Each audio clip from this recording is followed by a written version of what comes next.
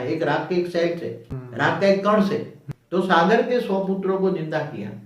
अब जैसे एक बात बताऊं कि जैसे गौतम ऋषि की जो पत्नी को श्राप दिया था, उसको वो अहल्या से शल्या बन गई, पत्थर बन गई। हाँ, पत्थर बन और राम ने उसको पैर रखते ही वो पत्थर से अहल्या बन गई, शल्या से अहल्या बन गई। शल्या बना पत्थर। पहले किसी को श्राप देते, जा तू पत्थर बन जा, तू कौवा बन जा, चिड़िया बन जा। उसी ऋषि मुनियों में श्राप की शक्ति थी, तो उसके डीएनए बदल जाते थे। क्या बदल जाते थे? डीएनए बदल जाते। वो पक्षी का डीएनए बन गया, जानवर का डीएनए, मगर ओरिजिनल रूप से उसकी आत्मा का कन्वर्जन हुआ। तो वो सब बहुत गहरा सब्जेक्ट है। ये सभी समझने के लिए तुम्हें आत्मा से तुम्हारा मन, बुद्धि, संस्कार, संस्कार से तुम्हारा कारण शरीर से डीएनए बनता है। ये सब बहुत गहरा सब्जेक्ट है। उसको समझने के लिए बहुत तपस्या करनी पड़ेगी। इतने कोई आसान चीज नहीं है। एक डीएनए साइंस जो ढूंढ रहे हैं, साइंस जो कह रहे हैं, वो थूल रूप से कह रहे हैं। साइंस के साधन थूल है।